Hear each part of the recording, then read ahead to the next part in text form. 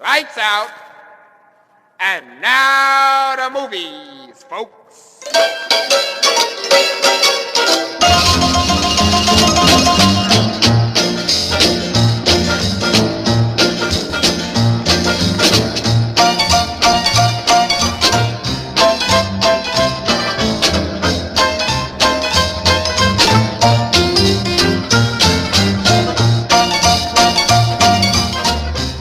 Welcome to CP101, and this is our first, well, I guess our second video on the Lindberg Stagecoach. I'm not going to say this is an update because I'm not going to be working on this from start to finish. This is going to be another side project that we'll be doing.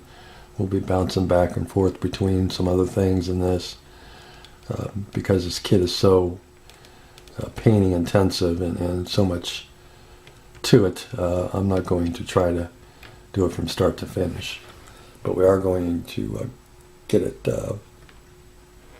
put it together and start working on it. But anyway, as you can see here, we started with the white horse first. And the reason why I started with the white horse first is because I was on the internet looking at different pictures of horses to get some idea of their coloring, their patterns, just to kind of see what was involved in getting some horses that are a little bit of interesting. You know, it's easy just to paint them all brown and say okay, but that would be kind of boring. I like to make it a little interesting between the four horses. So when I was going through Google Images looking at the horses, I ran across one that I thought was really cool. So I clicked on the link and I went to a website that's some organization that tracks and follows wild Mustangs. And there's one horse that caught their attention, and they named him Picasso. And what caught their attention was his markings. And I'll show you a couple pictures of Picasso that they took of him. It's a beautiful, beautiful horse. Here he is. And I thought, you know what, he would make a great inspiration for my horse.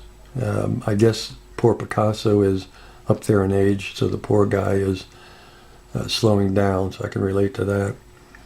So they've been keeping a close eye on him to make sure he's okay.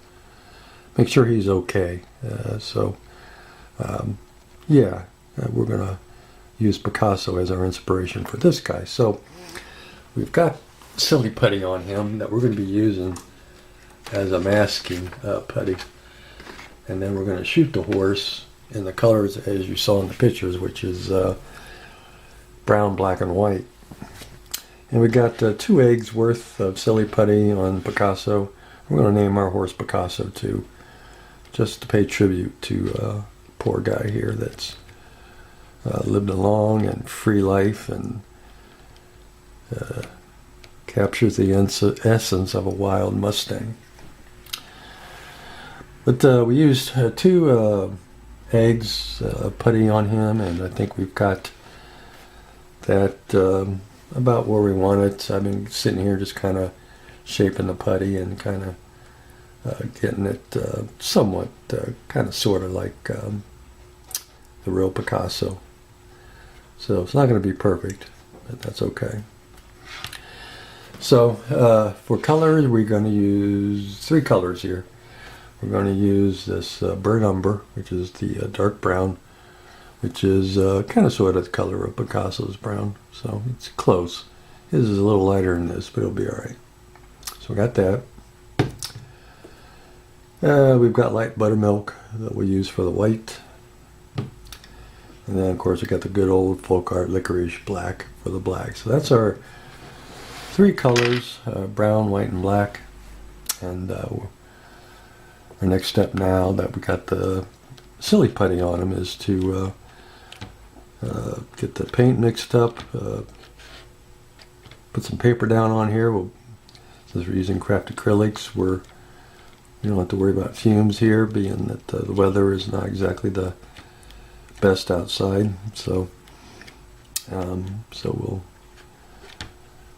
get them painted, and then we'll be right back.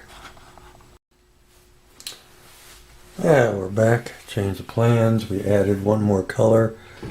I was just going to use straight raw sienna, but I thought it wasn't dark enough, but the burnt umber was too dark, so I mixed the burnt umber with the raw sienna, kind of mixed the two to get me a brown that was a little closer to Picasso. So I think it's pretty good right there as far as color. I think it's pretty close to him. So, well, I do have a spot to touch up. Hold on just a second.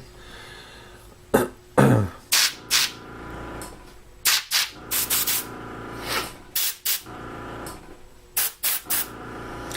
got a spot right by the neck up here.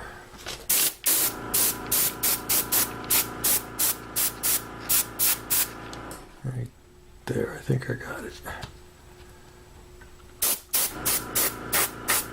Okay, there we go. Okay, now we're done. So we've got to let this dry now. Once it's dry, then we can remove the silly putty, and then we can continue on painting Picasso. But I think for now, I think he is done. So, all right, we're going to be right back. Okay, we're back, and we've got the silly putty off of the horse. And the great thing about silly putty is you can use it more than once, especially when you're using acrylic paints, because it doesn't seem to affect the putty any. You can use it over and over and over. And what I usually do is wait till it gets like really, really crappy, full of paint, then I just go out and buy new silly putty. It's so cheap, it's not a big deal, but it works great for this kind of stuff. Silly putty as a masking putty. But we've got the putty off. I think it came out pretty cool. We have a couple of mistakes on it, but that's okay. I'm going to leave them. We've got the tail painted. We got a little bit of the mane painted. Now I have to go on his main part right here and do it in black and white like Picasso's mane was. And then we'll have to paint, detail the hooves, detail the face, and the nose, and all that stuff. And then we will have our first horse done, a tribute to Picasso.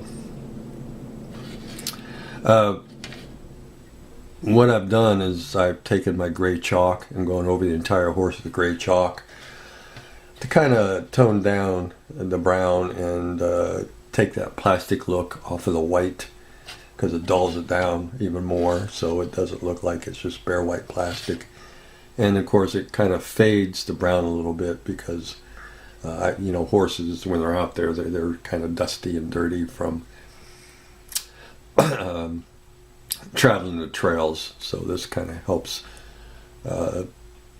tone down the browns and, as I said, gets rid of that white plastic look on the unpainted plastic. So I think it does a pretty good job. And what I'll do is I'll go back over them again with some black chalk and maybe a little bit of dark brown when we're all done detail painting the horse, and then he'll be finally done and ready to go. And we have one horse down and only 3 more to go, so it's not too bad. The mistake I have is up here and right here. I'm not too sure what happened. I think what happened is, this was a custom mix of raw sienna and burnt umber. And I think I didn't have my paint mixed thoroughly. And this is where more umber than the sienna shot out, which is why it's a little darker right here and a little darker right here. I think that's what happened, but I'm just going to leave it, because time he gets all his harnesses on and all that other crap on to pull the stagecoach, I really don't think you're going to notice it that much. So I'm just going to leave it. So that's Picasso. I think he came out pretty cool, and when we get all the detail and painting done, we'll show him again, and we'll move on to the next horse. Next horse, I'll probably do the, I don't know, maybe the brown one. Maybe we'll pull him out and do the brown one and get him done up. And That'll give me time to get on Google and pull up some more images of different horses and give me some idea on him, because as I said, I don't want all my horses to be identical or boring. I just want to get some have some fun with the coloring of the horses to make the stagecoach, when it's all said and done, just make it really interesting. So okay guys, that's it. Take care. We'll see you in the next video.